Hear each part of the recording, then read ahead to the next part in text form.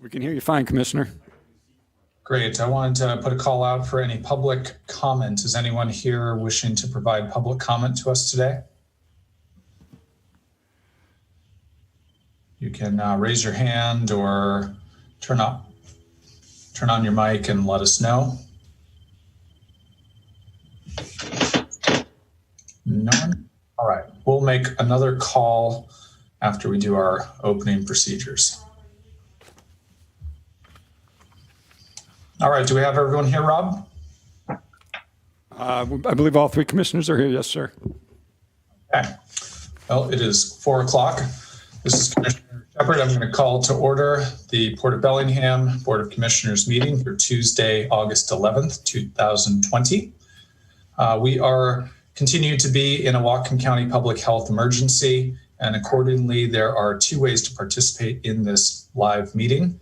There is a conference called Dial-In and our Zoom meeting link, both of which are featured on our Port website. I am going to start by closing the executive session and opening the public meeting and start with roll call. Commissioner Bell.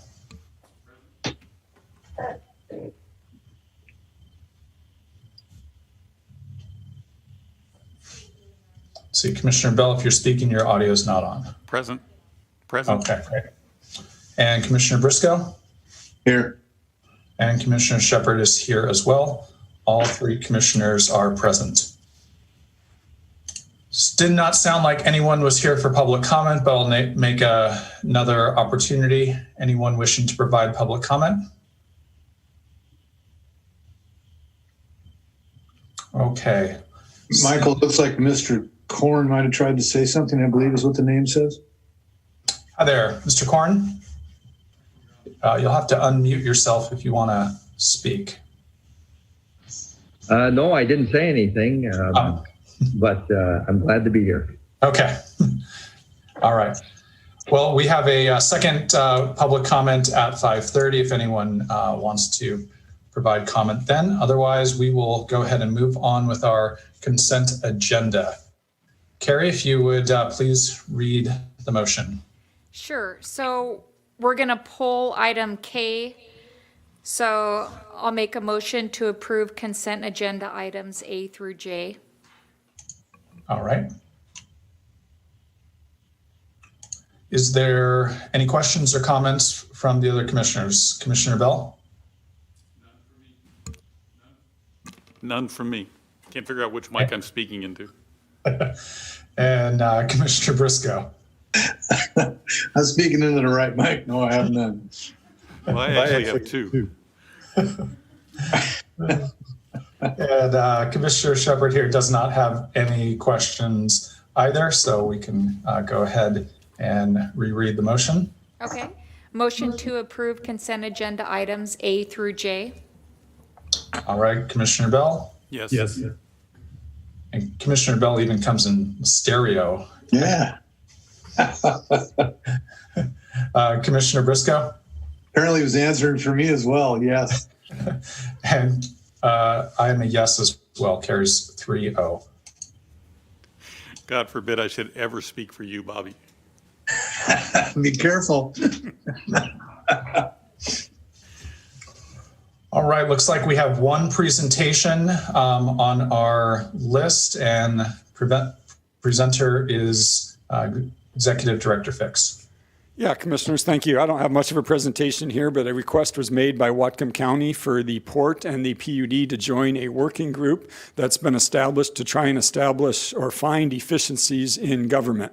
So they've had one meeting already. I distributed those draft of those minutes to you so you could review what the group was up to. It looked like it was largely made up or composed of the City of Bellingham Council, the Whatcom County Council, the Blaine Mayor, and maybe 1 or 2 other mayors. And the group convened to see what they could do together to reduce redundancy and increase efficiency. During that meeting, someone said, hey, where's the port? Where's the PUD? So the request came in that if you would like to be a part of that group, we'll certainly send one of you as or all of you as a representative. I would like to. Would you do me a favor and change the view to speaker view? Otherwise, we're going to be looking at Michael the entire time. Well, that was speaker view, and he had talked last, but I'll change it to gallery view if you like that better. Rob, could you just give us an idea for everyone else to hear what some of the topics of efficiency that might be achieved? Well, I wasn't at the meeting, so I can't talk in detail about what they talked about. I know everyone made statements of reducing redundancy and finding efficiencies, but I don't think they got into specifics of exactly what those redundancies and efficiencies are. But again, I wasn't at the meeting, so I apologize. Okay. Yeah, and I'm not sure what it's going to go, but I think we need to have somebody there at the table just to play. So, and there might be something that comes of it, but I'm not optimistic. Yeah, it looked like potential, if there's any overlap between IT departments, other financial services, and any other administrative features that the shared governments may be able to do collectively. And so if you're willing to do that, Commissioner Bell, I don't have any problem with that myself. Yeah, I'm just going to go tell them what Bobby Me thinks. too. I read through it last night again, and with as taxed as everyone is with a workload, all the directors and the lead people, I'm trying to figure out where they're going to find people to do this job without creating other positions, which furthers the tax burden. So I'm a little unclear on how they're going to proceed with this in a manner that's not going to create more positions and cost more money, which is what I think they were trying to get away from, right? And so I don't know if we can have any input from, I see that Councilmember Stone is on our call here. I don't know if Councilmember Stone from the Bellingham City Council participated in that meeting and has any input for us, but saw that name pop up. I tried to reach one of the Whatcom County Council members today to discuss it, or this morning to discuss that a little bit and get a grasp on the exact direction they're trying to go and what this is going to include as far as trying to cut costs and so on and so forth. It was a little unclear to me reading through the meeting's minutes. So it would be good, as Commissioner Bell said, to have someone at the table to hear exactly what's going on. Thank you, Commissioner. I think we got good direction on this. Hi there, Hannah. I was just going to comment on that. I don't have any additional, concrete direction. My understanding is it's to explore options and what the possibilities may be. But obviously, there's shared concern with the current economic constraints that we're all operating under to seek efficiency without, building more bureaucracy that obviously is going to work against that. So I think at this point, it's exploring those options and keeping the table open. Appreciate those comments. All right. So, Commissioners, I got the direction. Ken Bell will serve on that committee. We'll get that back to the county and report back, and we'll keep you copied on all the minutes that come out of those meetings. Thank you. Rob, I have a question for you, if I could. Yes, sir. Would there be a time that we're going to have a brief discussion on the Point Roberts thing, or are we just going to wait on that? No, I've done some work on that today, Commissioner, so why don't we bring that up under new business at the end of the meeting. I'll update you on what I've done, and you can make any additional requests you need. Very good. Thank you. Okay, that puts us on to presentations completed. Our next step is to recess the public meeting and open a public hearing on the reunification of the Biax and TAC committees for Bellingham International Airport.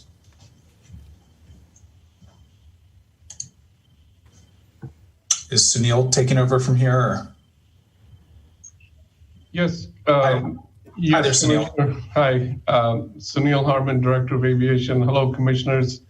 I want to recognize Michael Korn, who's the chairman of Biax, and he's joined us graciously. I appreciate that. We also have, Councilmember Hannah Stone, who was appointed to the Biax, but because of COVID, we haven't been able to have meetings. And, no one thought that the pandemic would drag on this long. I'd hope to have this issue done in a in a regular meeting at the Waterfront Center, Government Center. But we're running out of months now. We've been doing this for some time, waiting to reunify these committees, and we've gone through all the steps that are necessary. In your packet, you should see a newspaper ad. We advertised the meeting. We notified members of both committees. We obviously coordinated with the chairs. Unfortunately, the chairman of the Airport Advisory Committee couldn't join us, but he did send us his recommendation of support, Jason Hart, who has been a very capable chair of the Airport Technical Advisory Committee. So we have a brief presentation for you. The presentation's in your packet. This has been a long-term time coming, commissioners. I got here about 5 years ago and was concerned that we really didn't have the type of advisory committee that most airports have, where airport proponents and people impacted by the airports can constructively dialogue and come up with recommendations for the commission. They were like passing ships in the night. Staff was acting as an intermediary, and it really didn't set up for a normal airport advisory committee. So we are looking forward to this merging of the two into what will become one Bellingham International Airport Advisory Committee. The presentation is going to be handled by Emily Philippi, my very capable airport ops manager. And so I'll turn it over to her. Thank you. Hello, commissioners and everyone on the call. Wanted to give you a little bit of background just on the motion that's in front of you today.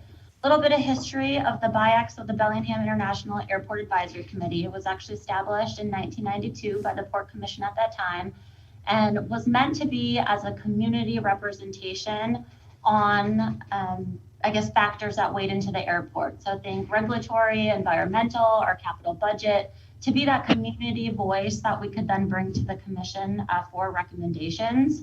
As Sunil alluded to, a large community-based group did lead to some, polarizations and some competing objectives. Those were mainly the community members at that time were really focused on noise abatement as well as limiting growth of the airport. Whereas the stakeholders were very focused on having a very financially stable airport and utilizing the airport to the best of its ability. So during that time frame in 2014, it was brought to commission, which it was approved to divide that group into BIAC and then also create the Technical Airport Advisory Committee, the TAC Committee, which are the two that we have today. And again, the Technical Advisory Committee was they were all stakeholders of the airport that had a little more technical knowledge and actual users at the airport. And if you kind of put into perspective of that time frame, that was approved in 2014. The commercial terminal was just getting, phases of it were being complete.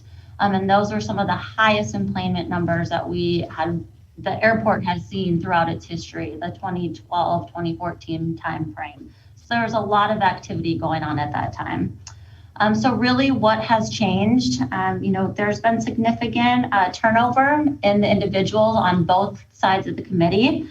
We've been having difficulties on both of the committees of getting a quorum of individuals, and also ongoing struggles to get new members and retaining new members.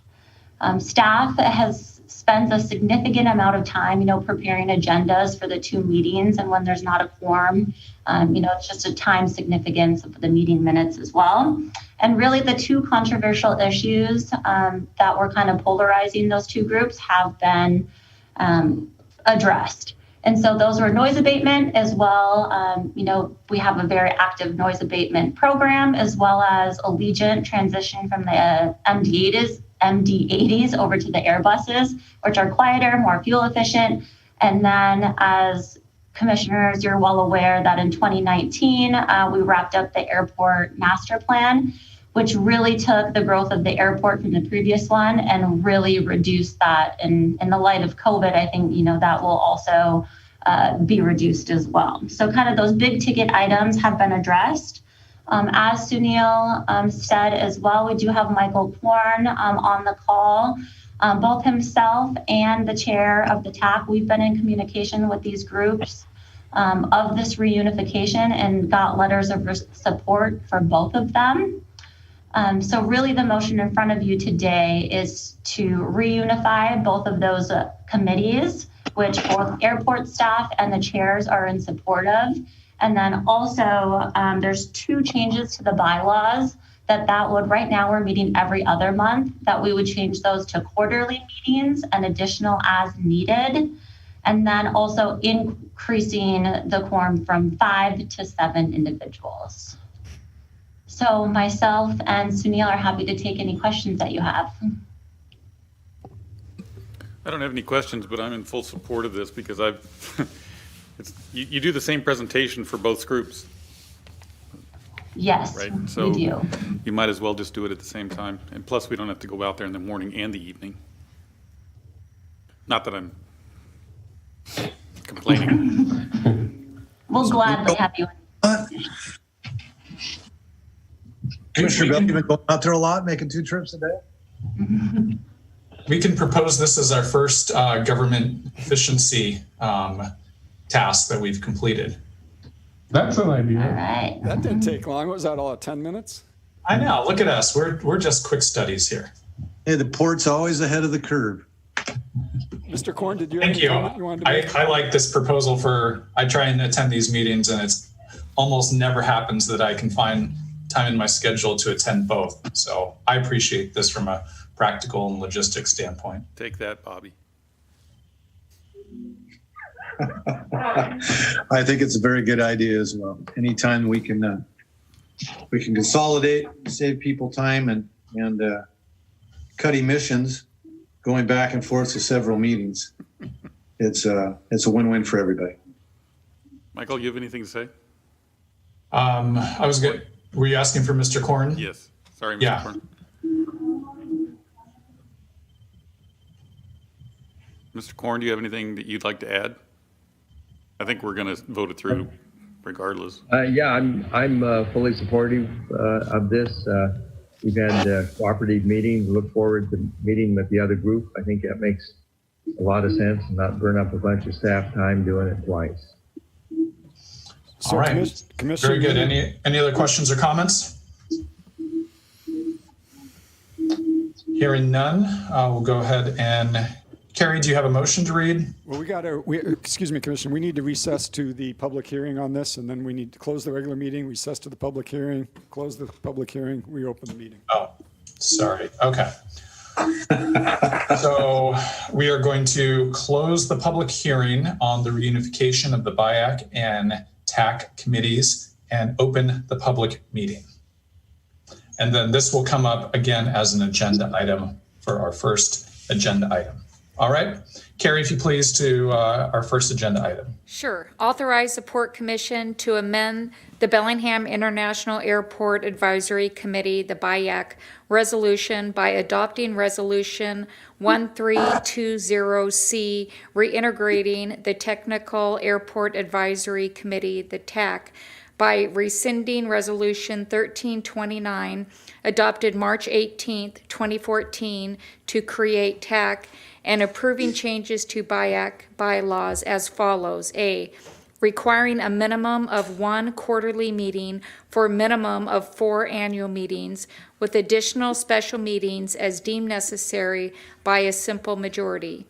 B, changing the number of members at a meeting that constitutes a quorum to 7 members. Okay, any questions or comments? None. I have none. Hearing none, we will go ahead and vote. Do you have to read all that again, Carrie, or can we I just sure start? hope not. Okay. All right. You did great there. We'll go ahead and just vote. Commissioner Briscoe, Aye. Commissioner Bell, Yes. and Commissioner Shepard is a yes as well. Thank you, Commissioners. Thank you very much. On to action item 2. Authorize the Executive Director to execute an interlocal agreement with the Washington Public Ports Association to fund a federal permitting liaison staff biologist position to assist in obtaining federal permits for capital and environmental remediation projects. Good afternoon, Commissioners. Brian Gowron, Director of Environmental and Planning Services. This was a motion that was tabled at our last commission meeting. We walked through some questions, and then Commissioner Briscoe asked to table that for some more clarification. Rob and I met and went through that. I think we addressed any questions you might have. So didn't have any additional information, same presentation as before. Staff does recommend approval on this and be happy to answer any questions. Okay, any questions or comments? I have a comment. I'd like to thank my fellow commissioners for tabling this to this meeting. It would allow me time to talk with our executive director and Brian Gowan and get my questions answered. Things were unclear to me and I wasn't comfortable, and I would have had to have voted no, and that's not really what I wanted to do. So thank you, gentlemen, for having patience with me. Sure. Yeah, All right. I'm a yes too, but I'm going to be watching it closely because I just want to make sure that we get attention when we want it, and that it doesn't create more problems than it is expected to cure. I still have those reservations, but I think, Brian, you believe that this is going to be a benefit. So I'm a yes. Yeah, thanks, Commissioner. Well, we can track that and report back to you. Like I said last time, on an annual basis, we have the option to withdraw if we need to, and but we're happy to provide kind of an efficiency type of report back to the commission if that's of interest. Yeah, I noticed that the time to make that decision was in September. Do you have anything coming between now and September, or is this position? Do they have somebody in mind, or will this position even be hired by September? It probably will not be hired by this September, so we're anticipating that it would be next September if we were not happy with how it's going. So they're going to be advertising soon. And you have enough next year that you think maybe we'll be able to make use of this position next year? I think so, yeah.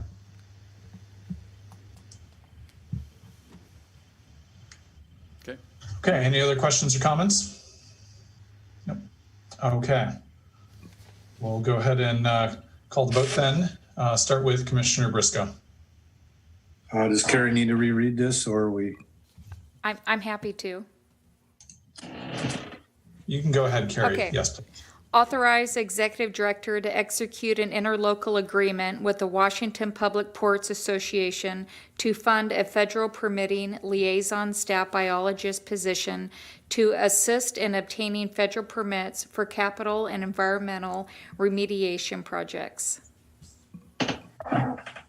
All right, Commissioner Briscoe, Yes. Commissioner Bell, Yes. and Commissioner Shepard is a yes as well. Thank you very much. Thanks, Commissioners. All right, number 3, looks like we've got Greg McHenry. Okay. Authorize the Port Commission to approve resolution number 1391A, incorporating the Blaine Wharf District Master Plan as approved by City Council on March 9, 2020, and Fisherman's Pavilion Building as an element of the Port's comprehensive scheme of harbor improvements. Good evening, Commissioners. Greg McHenry, Senior Planning Analyst for the Port of Bellingham. As you know or may recall that we had a public hearing at the last commission meeting. No one spoke in opposition to the update of the comprehensive scheme of harbor improvements. We did not take action at that meeting because we had a 14-day SEPA comment period to go through. And we did receive one comment from the Lummi Nation. It wasn't relevant to the non-project action of updating our comp scheme, but did pertain to the actual action of constructing the building. They would like us to have an inadvertent discovery plan in place in case archaeological elements are found during the digging of the foundation or anything like that. We did respond to the comment. We did retain the DNS as it was. We did say, even though we felt that it was unlikely that anything would be found, that we would have the inadvertent discovery plan in place with the proper phone numbers ready to go if anything was found. So with that. And Greg, which property was that in relation to? That was relating to the Fisherman, construction of Fisherman's Pavilion specifically. Okay. Yeah. All right. And that's all I had. Any questions or comments? I have none. I have none. And I have none either. So Carrie, if you please. Authorize the Port Commission to approve Resolution Number 1391A incorporating the Blaine Wharf District Master Plan is approved by the City Council on March 9, 2020, and Fisherman's Pavilion Building as an element of the Port's comprehensive scheme of harbor improvements. All right, Commissioner Bell, Yes. Commissioner Briscoe, Yes. and Commissioner Shepard is a yes as well. On to number 4. Carrie, if you please. Authorize the Executive Director to execute an agreed order with the Department of Ecology to perform a remedial investigation and feasibility study and develop a draft cleanup action plan at the CK Fish cleanup site pending no substantive changes to the draft agreed order following the public comment. Yeah, good afternoon, Commissioners. Ben Howard, Environmental Project Manager.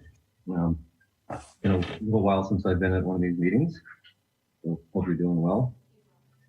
Today I'm presenting an action item for authorization to execute an agreed order with the Department of Ecology to perform a remedial investigation and feasibility study and to develop a draft action plan at the CK Fish site. CK Fish site is located in the Blaine industrial area. And Carrie, there was a presentation. I don't know if that's shown or not. We're getting there. Hold on. I can't see it on my end. It's only 3 slides, so I guess it's not the end of the world if you can't see the presentation. Okay, yeah, there it is. Thank you. So yeah, as shown, the CK Fish site is located in the Blaine Marine Industrial Area, and this work builds on initial investigations performed in the summer of 2019. So next slide, please, Carrie.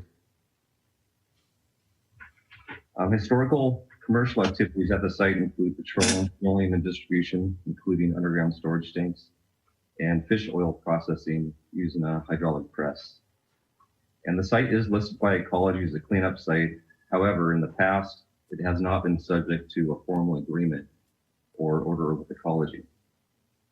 The investigations in the summer of 2019 have confirmed petroleum contamination at the property, which is suspected to be associated with the former commercial activities. A number of soil and groundwater samples were collected and detected the presence of petroleum-related contamination, including free-phase product. So we did find product in the ground and floating on the groundwater table. And ongoing shoreline sheen has been observed at the site, and it appears to be associated with the upland petroleum impacts.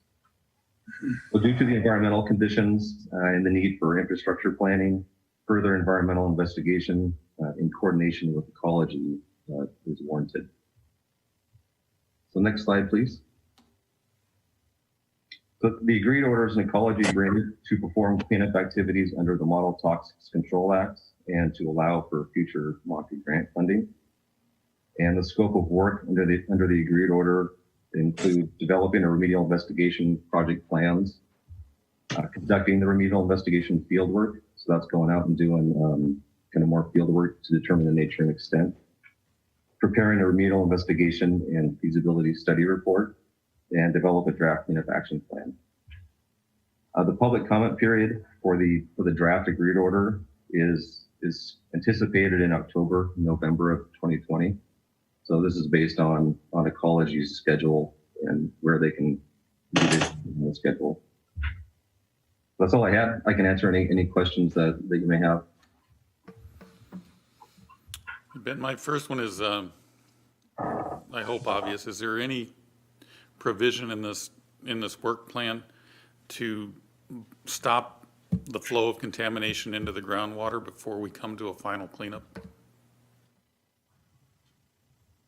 Well, I guess the contamination is already in groundwater. Yeah, but we continue to add more to the groundwater every single day. Is that, I mean, the sheen tells me that. Yeah, as far as kind of rainfall. Yeah, is there any mitigation that would stop that from going into the groundwater even more than it already is? Well, it is based on, historical activities, and we don't think there's necessarily a current source. So we don't think that there would be more petroleum, impacts. You don't see the impact of that? But could you boom it or anything else right now to stop anything that's still migrating out? We do have a boom situated kind of under the dock. There's a rock riprap slope that goes underneath the dock up to the upland areas, and there is a boom there. It's with the presence of the dock and all the pilings and the riprap slope. It is a difficult area to boom, with the tides going up and down. I think the Blaine Marina folks have helped us maintain that, and it has collected some of that petroleum impacts. I think we are trying to, this is an ecology process, but we really are trying to fast track isn't necessarily the right word, but kind of make this a priority to get to construction as soon as possible. I also noticed that you weren't sure whether or not there was they pulled the one tank, but you weren't sure if there was another one put in its place. Is that still uncertain? Whether or not that that would be a newer tank, so hopefully that wouldn't be leaking. And you think it's still there? Yeah, I don't. We would have to go out during the remedial investigation and determine if that tank is still there. I don't think it's still there.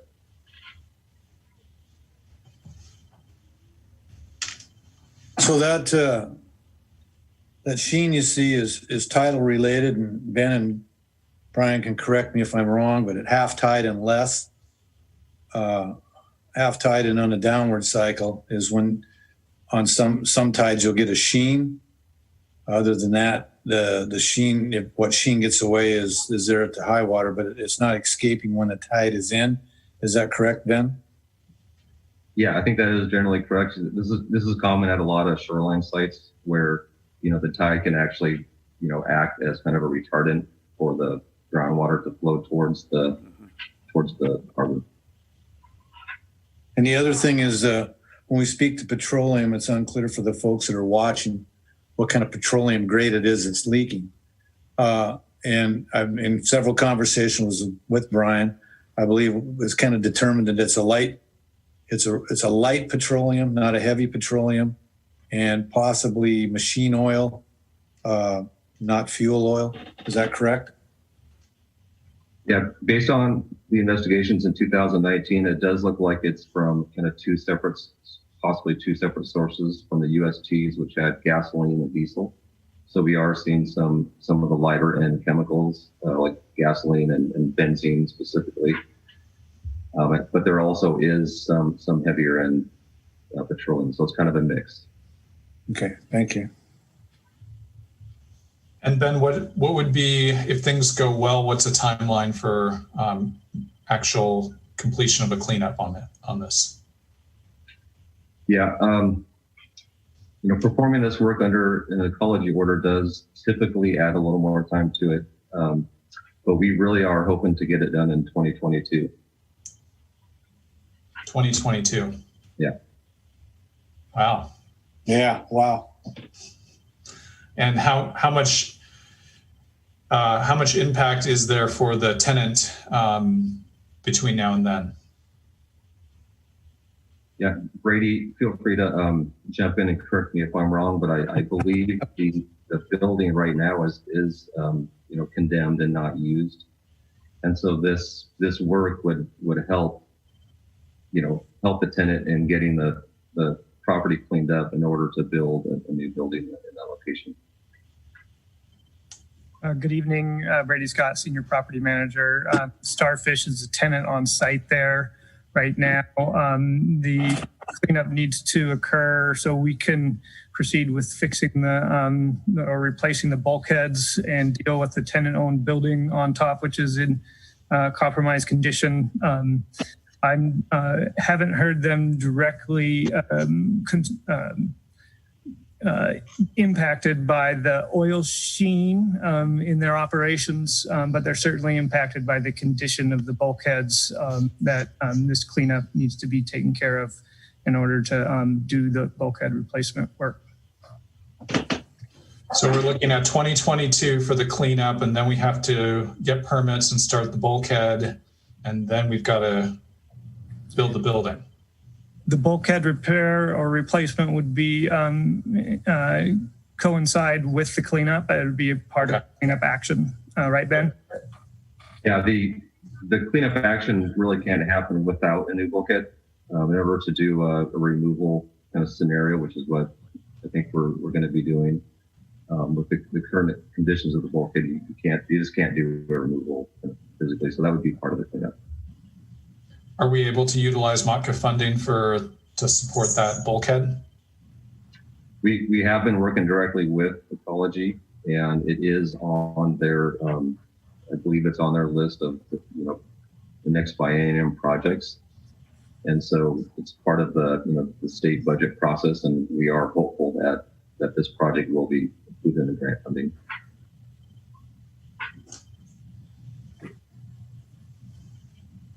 Is there any way to step this up? 2022, we're out to 2023, probably almost 2024 before those folks have full use of the property they lease from us. I have heartburn with this taking quite so long. I'm a little more blunt, I guess, than Commissioner Shepard is. I could see it in his face. It's certainly in my chest. I don't like this at all. I really don't. I've been pushing on this for some time now. I'm upset about it. Real upset that we're talking these kind of numbers to get something done. Not only the fact that those people or business is hindered. It's a simple fact. It's hindered by what's going on there. It's costing them money. And as well as we have petroleum still leaking into our marine environment. So this seems to me like it's something that should be on the front burner of Ecology, and they should be trying to get this moved along as fast as possible. And I know if you don't push, nothing happens. The wheels of government turn slow. I don't like to go slow. People realized that a long time ago when I was a commissioner. And I'm not real happy with the timeline. And Ben, I know it's not your fault. Yeah, and quite frankly, this is not a new try and commodity. make something go faster. This is not a new commodity. This is an everyday thing that they do. You'd think petroleum contamination would be boilerplate by this point. Is there any benefit to a non-agreed order as some other mechanism or any other tools in our tool belt more efficient or move this along quicker? If I may just jump in for just a moment here, the key decision point on this one is to be grant eligible. We do have to be under an order to do this. This to be able to get the remedial action grants of 50%, which we're also hoping to tap into, like we mentioned, for the bulkhead replacement. That's part of the process. We have been working really closely. I mean, this site, to be honest, wasn't on their formal team's project radar until just a couple months ago. And we've already met with their senior most team. We've got it on their grant list. Ben has pulled together some concepts to really expedite the process, which usually could take much longer, including, even in this agreed order, having, the draft cleanup action plan built into this scope of work, so we don't have to keep coming back and amending orders. So we are pushing as hard as we can. I think the permitting process with the bulkhead itself would probably take close to that long if we were just going to do just the bulkheads in and of themselves. So I know the Blaine team has been looking for all the efficiencies they possibly can on this combined project, and we'll continue to push it. But we hear you. But the only other, I think, avenue, which would be a bigger hit to the port, would be to complete this not under an order, but do a completely independent action. But that would be fully funded by the port on all elements in that scenario. And it would be formally blessed by the Department of Ecology in the sense that they could come back and say, we want you to go do more. And it would be a risk on our part. We did look at that as an option, but there was enough risk on our side. We thought that could come back, especially being that close to the marine environment where ecology would really be wanting to take a harder look at it if we were doing it independently. So that's just a little bit of context for you. So we're already in high speed. Wow. Yeah, we're trying to get out of first gear every once in a while, but I'm struggling with the G We're forces. still in granny gear, let alone first gear. And Brian, no mean by my being up says no means not meant to be towards our staff. I know you guys are working. I'm frustrated with the Department of Ecology and the Corps of Engineers and how long, when you have something like this going on, it takes to get something done.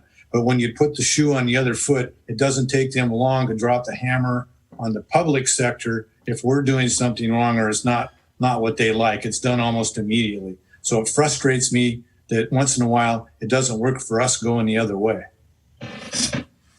Yeah, I guess to address the question too on, this is a petroleum site and, don't we have really good options already available? So we are kind of working through under MODCA. There's an option to jump to conclude with ecology that we're going to do a permanent cleanup action rather than going through a full feasibility study.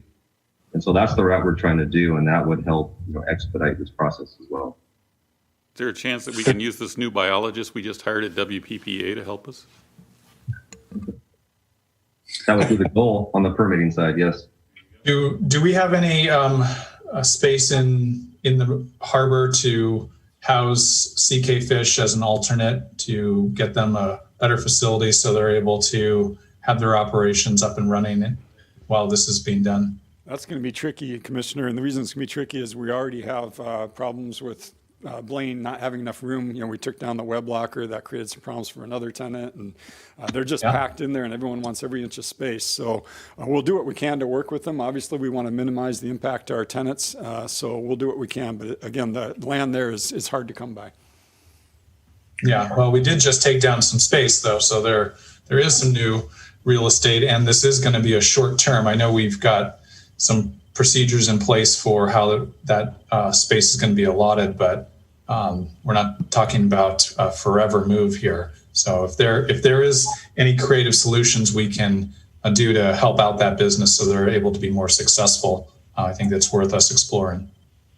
Commissioner Shepard, I'd point out that what was in that building was their live crab tanks, big rectangular tanks of crab. So the location close to the water is needed.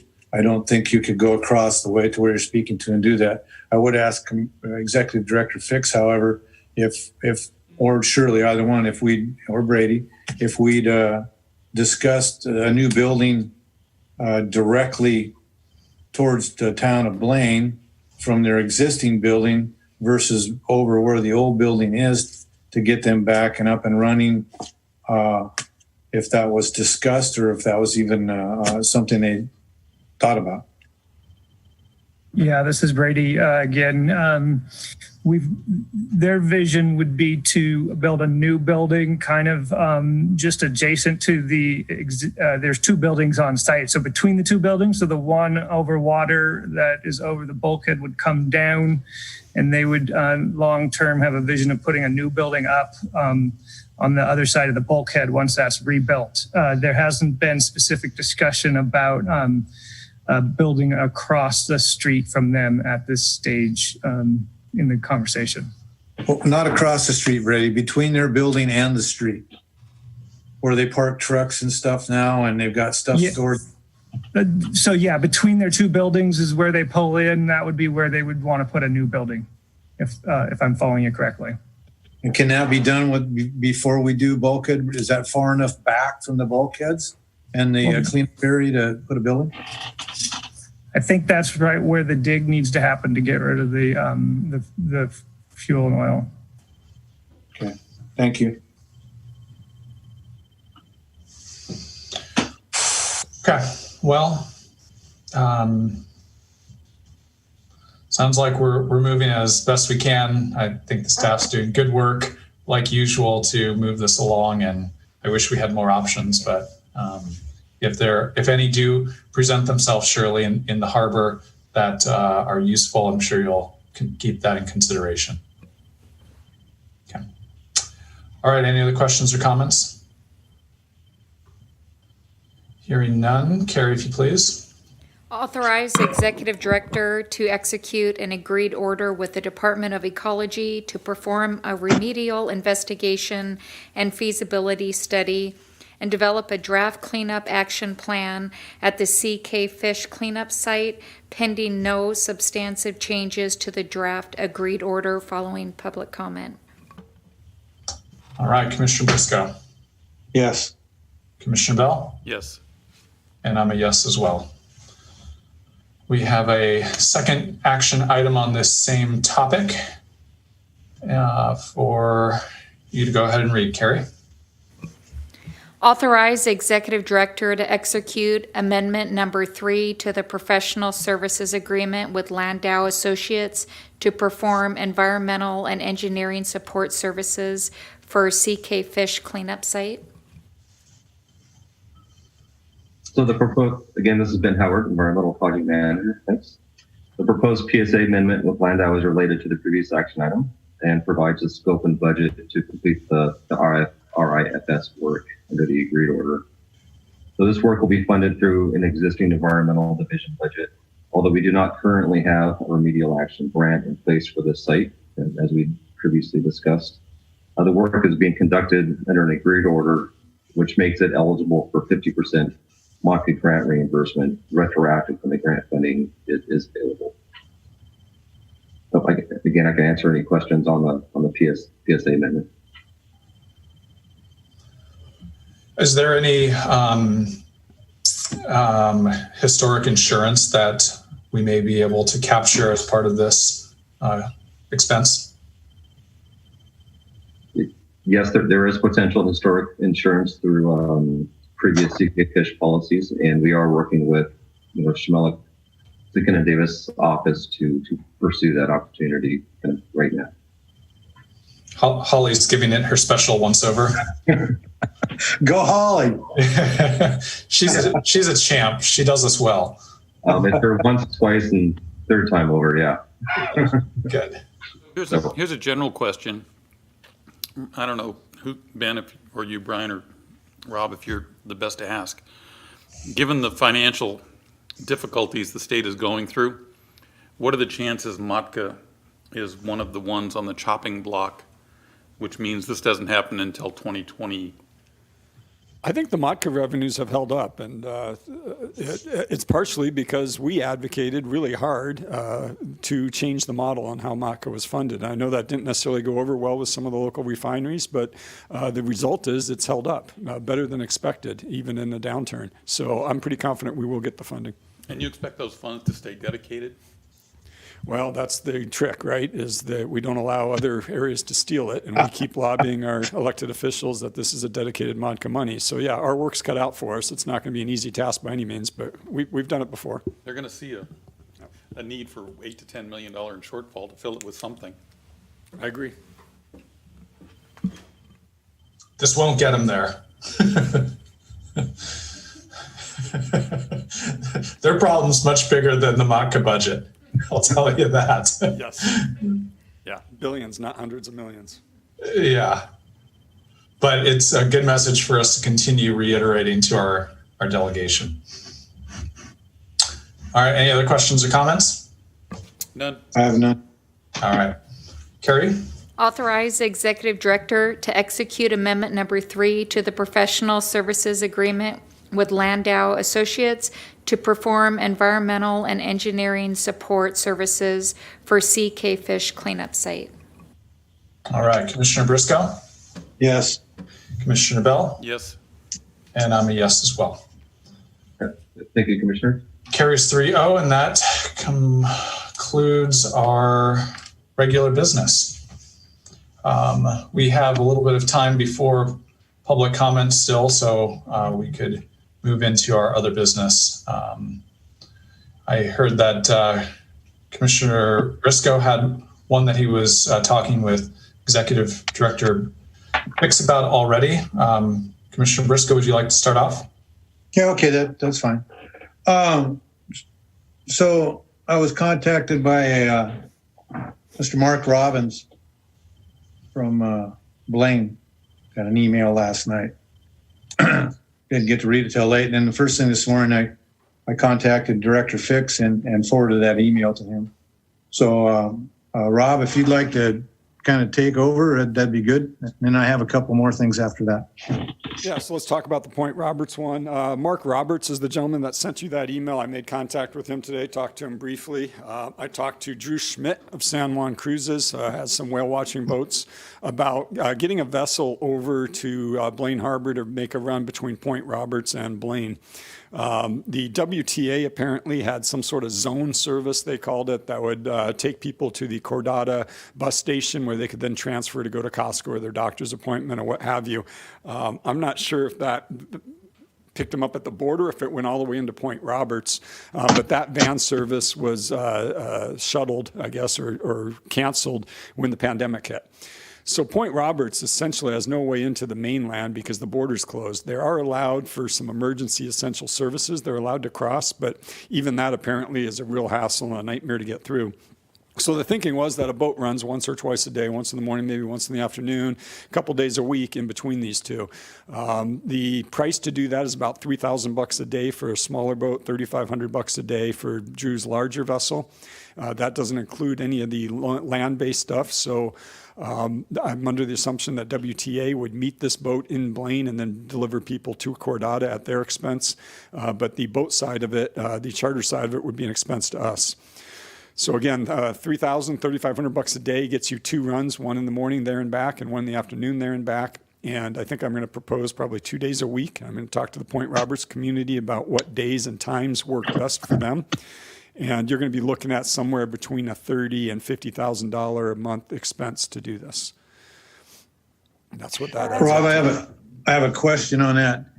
Under the CARES Acts or anything to do with this pandemic stuff, is there a possibility to recoup this money that we would have to spend to help the folks at Point Roberts? And I would point out to my fellow commissioners that since I became a commissioner, we've been trying to figure out how to help Point Roberts in some manner economically. I wouldn't say we've failed, but we haven't been able to do a lot. These folks have reached out to us. They're taxpayers in Whatcom County residents. And I feel it's the Port of Bellingham's obligation to make something happen here. We need to step up and take the lead role on this. These folks have been reaching out to other officials in the county, haven't had a lot of success. I became aware of this about 14 hours ago, and we're already moving on it. And I think the Port of Bellingham needs to take control of this project. And hopefully we can recoup the funds somehow. And just a side note, I did notice that there was a petition made to the federal government to open up the border for Point Roberts to our legislators. So I think there's more actions involved with this than just the shuttle service, and it may be shorter term than we think, because I do believe that there's a reasonable expectation that they will get that border opened up fairly soon. Yeah, so the action that Commissioner Bell is talking about, Senator Murray, Senator Cantwell, Representative Larson, and Representative Del Benny all sent a letter to the Canadian government asking for Point Roberts folks to be considered essential going back and across that border, that they be allowed basically unfettered access. If they commit to not stopping in Canada, they can cross the border, come into the U.S., and go back. So if that were to happen, we would quit doing this boat service, obviously. The boat service would just be a short-term fix. The Commissioner Briscoe's suggestion of going after COVID money or CARES money is a good one. However, if we want to get this done, we're going to have to take a leap of faith. We're going to have to pay for it. And if we get reimbursed, great. My confidence of us getting reimbursed is very, very low. And the reason I think that is because the county is controlling that CARES Act money, and I think they've got designs on how it's going to be spent, and this isn't one of them. We will certainly have that discussion with them. We'll push for this, and along with having these discussions with WTA, this probably shouldn't fall 100% on the Port of Bellingham. But like I said earlier, if you want to get this done, we're going to have to commit to doing it and get her done, and if we get reimbursed, we get it reimbursed. Is this just a passenger only? I'm looking through the Yes, sir. Passenger only. email record, and our county executive, Sidhu, was in on the conversation about this being initially a request for a vehicle ferry, not just a passenger only ferry. We're talking about passenger only, right? Yeah, there's been a couple requests, Commissioner Shepard. Thanks for bringing that up. One of them was a vehicle ferry. We don't have an extra vehicle ferry. The Lummi ferry certainly isn't in probably shape to go make that run, plus the Lummi runs. So that gets to be a really, really expensive endeavor. Another suggestion of Mr. Sidhu, or Executive Sidhu, was to have this come into Bellingham instead of Blaine. The turnaround for a round trip into Blaine is about an hour and a half. And so you start adding Bellingham to the mix. I don't know how you get 2 trips in a day. You're going to add a ton of fuel costs. You got more crew costs, and you have more wear and tear on the vessel. So to me, it makes the most sense for us to go the shortest route possible over water, drop them on land, and have WTA fulfill their mission of transporting them once they're on land. And they'd moor this boat in Blaine? We'd work that out with Drew. If he wanted to keep his boat up there, I'm sure we could find a spot for him, yeah. Drew and I didn't talk about that. I was called back by Mark Robbins just before the meeting here today and discussed a couple of things. And I told him 2 of the things that we needed to do, Rob, and he is looking into this, is number 1, the floats available in Point Roberts Basin to board and deboard passengers, and also the feel of what the people of Point Roberts felt they needed for daily runs as far as timing and how many. He indicated that the customs agency had a large float that they apparently rent or lease from the marina there in Point Roberts. So it sounds like there's a dock. It could be available depending on what the customs had to do with this. Well, yeah, and the marina owner, I guess it is, has gotten back to him positively saying, yeah, we won't charge you to do this. We think it works for you. As long as there's not customs work going on, which there isn't because there isn't visitors going into Bellingham, we should be okay with using that dock. And on the other part, I'm sorry, you mentioned one other thing. Oh, that was the kind of a survey of the Point Roberts folks, and he's involved in that right now. That's going on as we speak. Any feel for what the demand might be on a... We don't, but that's one of the things he's trying to feel out as well. And, if we have Drew start this 2 runs a day and we do it 2 days a week, and there's no one on one of those runs, we'll certainly will cancel it, yeah. How many people are in Point Roberts that we're talking about? My last understanding was around 4,000. Is that a high number? I'm sorry, what was the question, Commissioner? How many residents of Point Roberts are we talking about? I don't know. Don Goldberg's on the phone. He may have an idea of the population. I think he was also involved in a conversation on this earlier today with someone else. I'm not sure who he's talking to, but Don, if you want to chime in, go ahead and unmute your mic.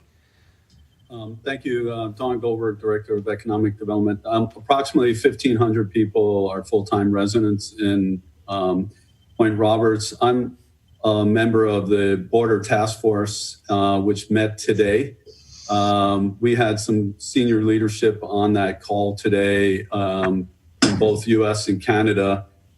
There's a call scheduled for next week at the same time on Tuesday with very senior Canadian immigration that will normally not be on the call.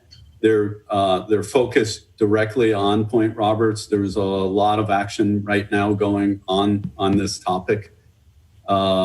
And it does sound like something relatively quickly is going to happen, not necessarily for standard border crossing, but for Point Roberts. It's a very heated topic right now with senior leadership on both sides of the government. Thank you, Don.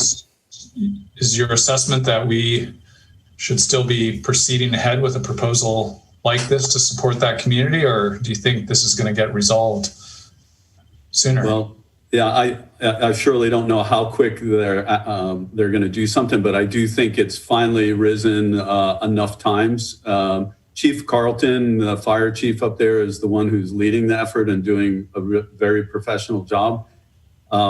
I don't know, as Commissioner Fix, as Director Fix was saying, the sheer number of people and when they get on and off will be interesting. I had brought this topic up to Executive Sadu, and he was throwing a number of $200 per person each way. So I'm guessing that was just an average number. So I don't think we'll get it done as quick. I don't think they'll get it done as quickly as we're talking about. And maybe we plug some holes for 2 or 3 weeks until something bigger occurs. Yeah, that would be my recommendation exactly, is we go parallel tracks here, and whichever gets done first keeps going. And, if the border ends up opening for Point Roberts, then we thank Drew very much for his boat and we move on. Well, I'd like to make a motion that the commission vote to approve Director Fix to move forward with whatever it takes to get this foot passenger service in and ongoing as soon as possible. When we wait for governments to decide to do things, usually it's a couple of weeks and things drag on, and then we're going to talk about it again. So I'd like to see us get something down. So I'd like to make a motion that Director Fix move forward with procuring a vessel and operators and such, and timetables and whatever it takes to get this done. I'm in support of that motion, but I would like to see some cost recovery from some of the residents. I would think that it would not be unreasonable to charge the residents that come in. If you get 100 residents and they're charged $50, there's some cost savings. And when you move to a place like Point Roberts, you know you're isolated. You've got to come through the border anyway. So it's not without reasonableness that we should ask them to pick up a portion of this transportation going long term. At least explore it. I don't want that to hold up this. I think they deserve the service, but I would like to see if there could be some cost recovery. So I would like to say, Commissioner Bell, to that these people have been paying taxes forever. They go into the coffers of the Port of Bellingham, and in all honesty, they haven't received much for that where they're at. Maybe because of the location, because of the economic development stuff is hard to do. I don't feel that we should be charging those folks to get back and forth during a pandemic situation. I think that we'll be able to recover the money somehow. I think the county needs to kick in on this deal.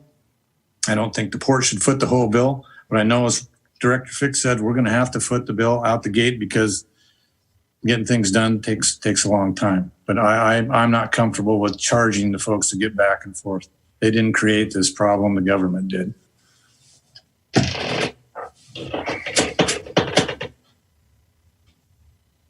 Okay, well, I think this is a good proposal.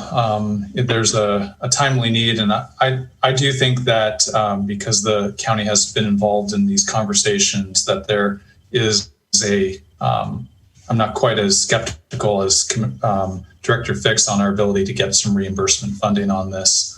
I think we can make a pretty good case, and in the short term, it could be a relatively small amount of expense to deliver a service that's in need. I would also say that us three commissioners could do a great deal of service to the port if we just called the county officials and asked them to prioritize this. I think the three of us could get involved in this and move the needle. That's probably very true. Yeah, it's going to happen a lot better with your pressure. Yeah, if we put the pressure on the county, then I think we'll probably get some cost sharing on this, and I think we can all pick up the phone. Even you, Bobby. I have 3 times and haven't got an answer back yet. Oh, I'll tell him to call you. Who are you calling? Our county executive. I think he likes me better than you. I know he does.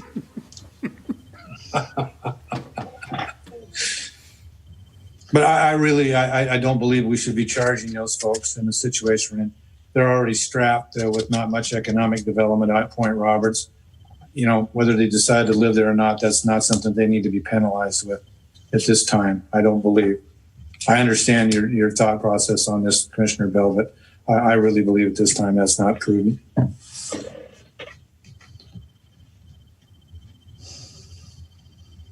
Okay. So my motion's on the floor. I guess we should move to, if there's no more conversation, we can move to a vote. I think we have to second it first, or? Oh, I guess so. I will second that motion.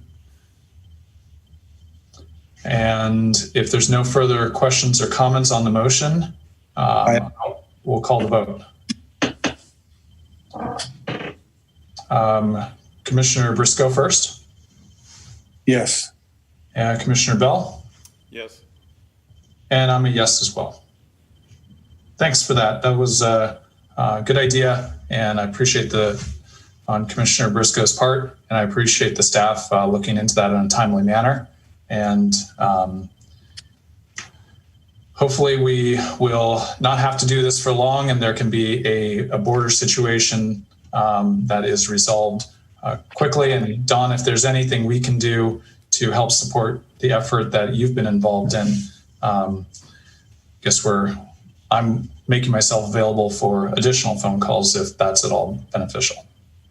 Commissioner Shepard, if you'd like, we can have you an invitation brought to you for next week's big border task force meeting, which will include very senior border people from both sides. Okay, thank you. Give us all that, Don. Excuse me? Give us all that information. I'd like to be on that too. Okay. It's important. Okay, so I've got a won't couple say other anything, things, Don. and I'll be done. If are we ready to move forward, Commissioner Shepard? I'll keep my Yeah, mouth please. shut, Don. Okay. Boundary Fish, so Mr. Henry Yuki, owner of Boundary Fish, emailed me, and it has to do with the web locker. They had a web locker, and the one was tore down. They'd had it for quite some time. And when we decided to prioritize who the web lockers were going to, it was commercial fishermen first until that was satisfied, and then tenants. I spoke with Andy today. That list will not be satisfied. The new locker we built will be full, and there will be some folks remaining commercial fishermen that need lockers. There's a lot of issues with Boundary Fish and the locker they had. I wasn't comfortable with them. We couldn't get those folks to do anything about it. I don't know whether Mr. Yuki is aware of what went on for the last 4 or 5 years out of that web locker there. And also, it goes back quite a few years, and Shirley may remember this. It was a verbal agreement between staff and Boundary Fish that when they built their new building, it was part of the deal, they would give up their web locker and move out of that web locker and put their stuff in that new building. And they agreed to that. It wasn't in the lease or the contract, but it was agreed to verbally. That never happened. They just kept on using the web locker, so it wasn't able to be put to use for commercial fishermen. I responded to Mr. Yuki and told him I would bring this forward today. I wanted to discuss it a little bit in closed session, but we didn't have time. And I'm just going to come out and say that I'm not in favor of Boundary Fish having a web locker until all our commercial fishermen have been satisfied with the locker. These folks have a building there. I would put forward that if they did need extra storage, and Shirley can comment on this, I spoke to Andy a little bit about it. I believe that we could entertain a container around our storage yard area up there for them to put excess things they need to store in. So I just wanted to bring that to my fellow commissioners and staff so they kind of understood what was going on. I mean, all kinds of things were thrown out about the 50 years they've been in business there, and that's all fine and well. But when you make a verbal agreement, that's part of the deal for the port landowner to allow you to build a new building that you're going to use that for storage, and you continue using what we had before that, and you break your verbal agreement. A verbal agreement with me is as good as a written contract. I abide by my word. They have not, and I am not inclined at this time to give them a locker. In fact, we don't have a locker to give them. So that's what I have on that. And then another thing relating, and this is something we have talked about, it's been ongoing for a year and a half, this discussion. I'd like to see it resolved and come to where our South Pier is not closed off to our tenants in the port and Blaine and other people who have done business in Blaine for upwards of 25 years. Boundary Fish took over that South Pier in a lease agreement. It was a worked through deal right before I became a commissioner. Staff really wasn't aware of what they were trying to do up there, and they wanted to close port, and they succeeded in it. It needs to stop. The pier needs to be available to our tenants and businesses that want to use it. And I think Shirley's listening. Anacortes has a very good system with what they call their T-dock.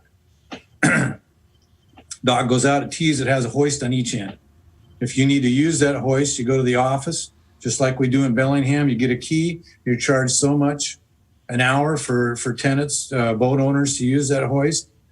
We could have a similar thing for fish companies or fish buyers that want to use that hoist. They pay by the pound.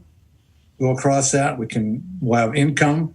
Right now, we rebuild a whole pier for a whole bunch of crab pots and stuff to be stored on and not used. And I'm not real happy about it. So I'd like to have some discussion on what my fellow commissioners, I think we've had some already on it. We've discussed a lot of this, but we're not going anywhere. We need to go somewhere. And it is on a month-to-month lease. We're not in a long-term lease with that dock. I'll weigh in on the web lockers because I've had a conversation with them as well. And my take on it is they can afford storage. They don't need a subsidized web locker for their activities. And I also believe that they can afford private storage options if that doesn't work. So, my take on it is like yours, Bobby. It's not a matter that they promise me anything. I just think that those are for people who need the relief for storage and for fishing-related industries. I'm not sure that I believe that they qualify for that. So this is a perfect opportunity to take somebody off the list that really needs one. As far as the dock, I don't have a clue what you're talking about. It's the South Pier, Ken. We've had this discussion before. And we talked about, we even looked at the numbers, I believe, and Shirley can correct me if I'm wrong, of revenue we may get off it versus what they pay on a lease, and a month-to-month lease. So I thought wasn't there a complication that their current dock is unusable until the environmental or the bulkhead work is completed, and that piece is out of commission for them. And so we were waiting until that work got done, and then we had more clear rationale to move them off the South Pier. Yeah, thanks. And thanks for jogging my memory. Now I recall. But the point of the matter is they would still be able to use that South Pier for their business as well as somebody else using it for theirs too. There's two sides to that dock. It's not like they need the whole thing. And how long is it going to be before we start that? The crab season will basically end in October. So from October on, it'll be used occasionally, but right now it's tied up. If you're a boat owner up there and you need to lift something off your boat and get it onto the dock with a hoist, you have to go beg one of those buyers to let you use their hoist. And if you don't fish for them and you're fishing for an outside company that's not located in Blaine, that doesn't go over real well. So this is, and I understand their dock is going to be out of, maybe out of use. Part of it may be out of use. Part of it may not be out of use. It's hard to say where they start at or how that's going to go. But this needs to be resolved somehow. Okay. So maybe, Brady, could you just give us a reminder on the timeline for getting that bulkhead repaired? Yeah, thank you. Brady Scott, Senior Property Manager. Right now, engineering is out to bid for the bulkhead project. You guys heard about that recently. Of course, part of that project is to repair the bulkhead underneath the Boundary Fish Pier. Right now, the general plan has been to do that first. prior to the work on the Sawtooth Pier. And during that work, Boundary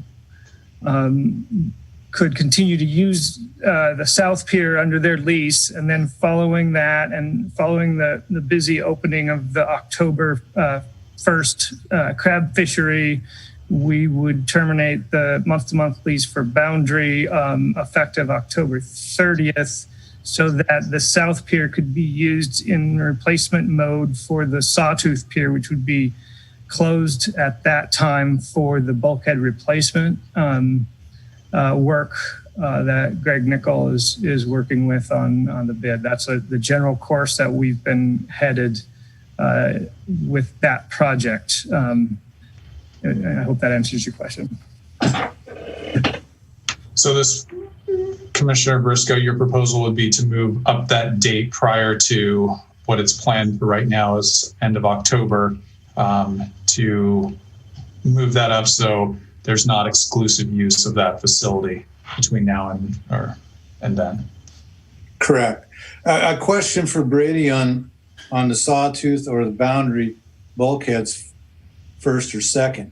Does it matter what order those are in?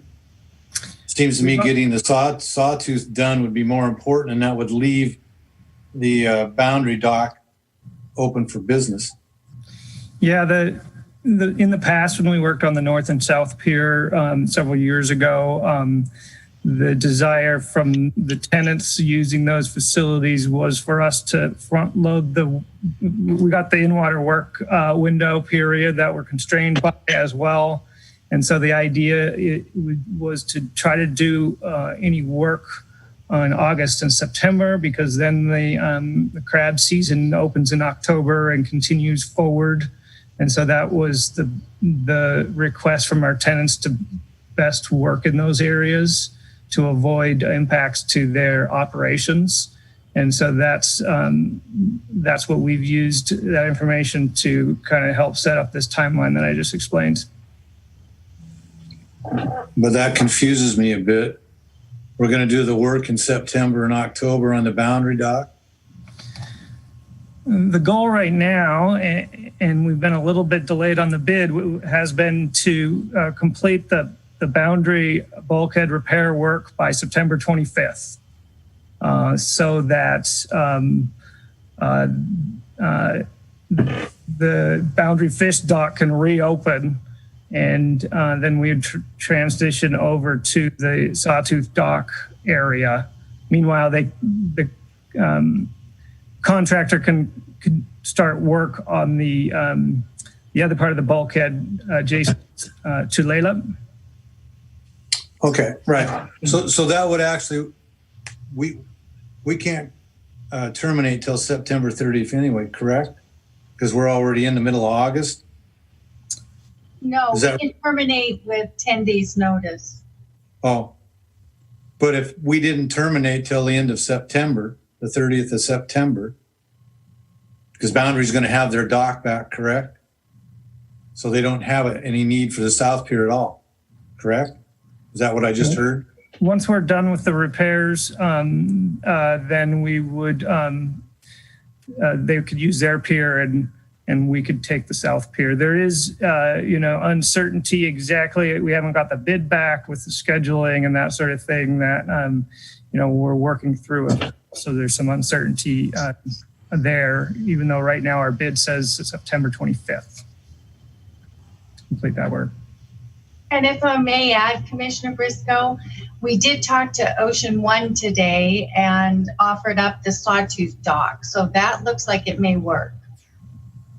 Okay, but still, at some point we need to get that South Pier back, not just for Ocean One, that business, but for the fishermen to use as well. That we don't have a hoist anywhere that the fishermen can unload their own product and drive it somewhere to sell.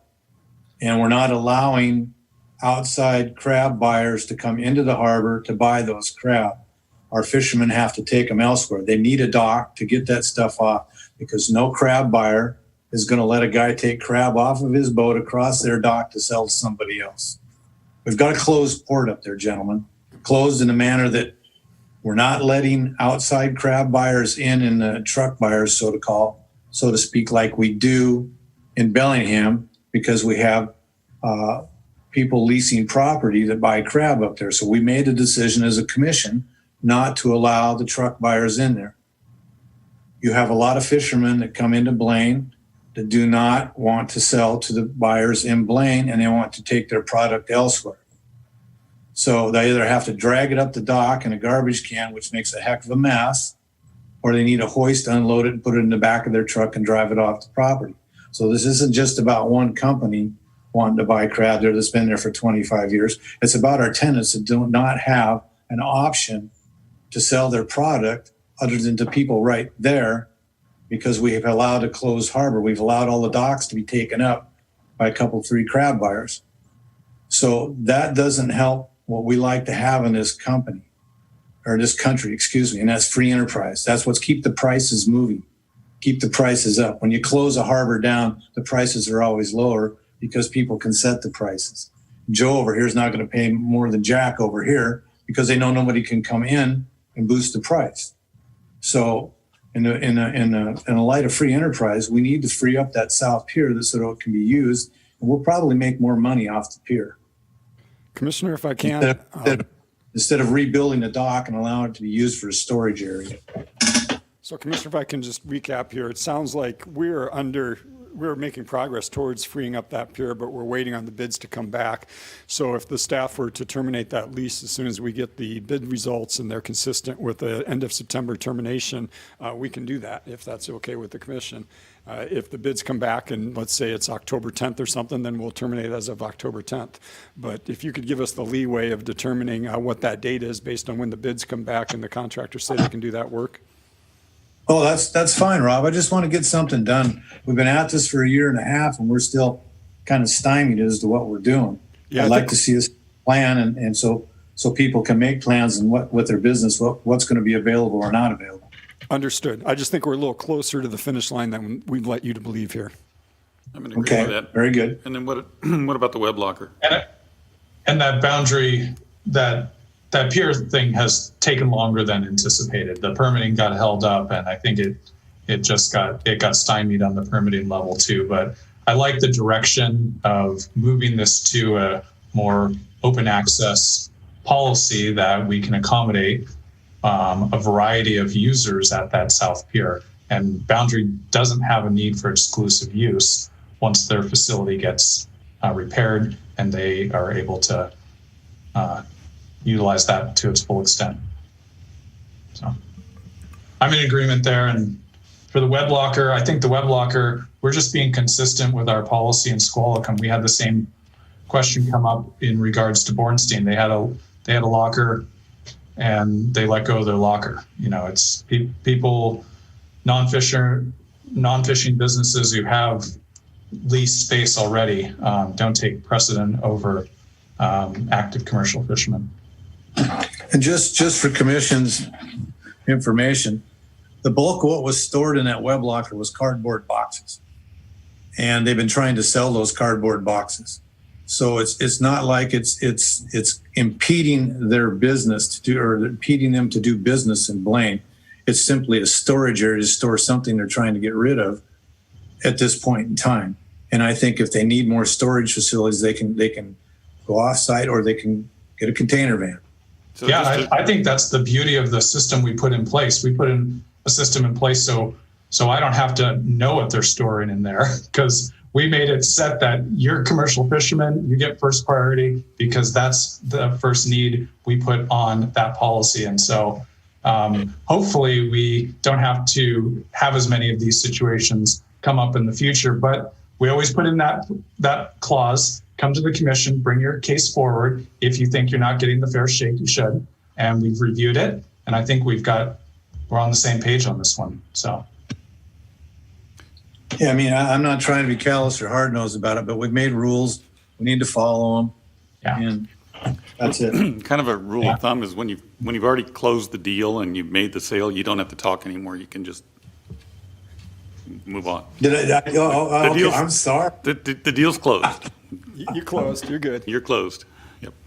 All right. That's all I have, other than I appreciate all the staff's work they do.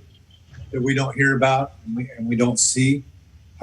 We're very fortunate as a commission to have this level of staff to work with that we do. And I thank you very much for the hard work you do. Okay, thank you. Commissioner Bell, any other business? Was that was a no? Nope. Okay. My piece was if we could get an update from Gina Stark or Dawn about our efforts in providing small business loan relief. I think it's been 2 meetings since we heard an update on that project utilizing CARES Act funding, working with our other government partners to provide some direct relief. Commissioner Shepard, I'll let Gina take the lead on this. She's been working really diligently on all these programs and has been leading the effort for the whole region. So, good evening, Gina Stark, Economic Development Project Manager for the Regional Economic Partnership. So yes, in partnership with all the small cities, the counties, and the city of Bellingham, we did the Whatcom Restart program. I'm really excited to say that the application process closed as of Friday. We received approximately 635 applications throughout the whole entire county. And we are really excited because now we're going to go into the review process. And the way that we have done it is, again, we really engaged all of our cities. And so each city will be reviewing applications. And then we are hoping to get money into the hands of our businesses by September. So the really great thing about this is that there isn't a lot of paperwork. There isn't a lot of process. We've really streamlined it. We created an online system specifically for this program to make it really easy for our businesses. They don't have to submit receipts. They just have to self-attest. So really have worked really hard to make it streamlined. So once there's a review process, they can then get money directly to them. So really excited about this program. Oh, fantastic. And how many grants do you think you'll be able to provide out of those 635 who have applied? So the overall ask for all the applications was 7.5 million. And the overall program has 2.6 million in it. So we're estimating, because not everyone asked for the maximum amount, which was 15,000. So we're estimating that we should be able to do, close to, 200 or so application or grants. And again, a varying amount. And again, one of the things that was really great about this program is that, as you know, the county got CARES money, but so did all of our cities. So our small cities also contributed to this, recognizing the importance of their small business. So everyone collectively went and put into this pot. So, and I don't know of any other counties throughout Washington State that's done it this way, so collaboratively. That's great. Commissioner Shepard, Gina may want to go over, we also have a second grant program that we're about to unroll that's through Commerce Department. Yes, please. So thank you for that, Don. We received an additional funding from the Department of Commerce. As you know, we did the Working Washington grant, which came from the Governor's Strategic Reserve Fund. This money is additional CARES money that the Department of Commerce had. And as the designated ADO, we were allocated a certain amount of money. Again, the great thing about this funding is that it will be granted directly to the port. And again, that is something that will be brought before the commissioners for your approval. And therefore, we won't have to, again, go through the whole receipt process. It'll be a lot more streamlined. The other thing is with this funding, we will be able to support some of our nonprofits, like our C6s, our chambers, who have really helped us do the heavy lifting of business support, which was not allowed at the first round of funding. So we should have that out and probably by the end of September, we should have those additional dollars out to businesses. And we're probably really focusing on those that already applied for the first round of the Working Washington grant, since they've gone through that process, have been vetted. So we're really looking to do that pool and not create a whole new process where everybody has to reapply for those funding dollars. And how much money do you see available for that? The total amount was about $273,000, and that's going to be distributed again between our C6s, nonprofits, and then our small businesses. So again, not a lot of money, but certainly will help. Yeah, well, this is the third round. There was the governor's initial round, then the Whatcom restart, and then this will be a third round of support coming through. So I can only imagine that's been a huge amount of work for your office, and demonstrates a really high quality degree of partnership building and working with our other government agencies to be able to pull that off. It also shows that we're only really meeting a portion of the need. If we're able to support, we might get to around 300 businesses that we're going to support, and there's been over 600 that have applied for this kind of funding. We still have a lot to go with meeting the needs in the community that continue and will probably get worse for some time. So, well, thank you. And if there's anything we can do to help, please let us know. Great. Thank you so much. Any other questions or comments? I have one on that, or in general? Yeah. I just wanted to mention, I forgot that BP came out with their plan, their announces their new strategy for 2030 targets, and it looks very good. I think it's very exciting. I think it's very promising, and it shows common sense leadership somewhere in our industries. And I think we're very fortunate to have them at Cherry Point, and I think it'll be a plus for this county. So if you haven't read those announcements, I think you should read them. I think the public should read them. They're very informative, and they're very positive. Yeah, they're ambitious. They're great goals.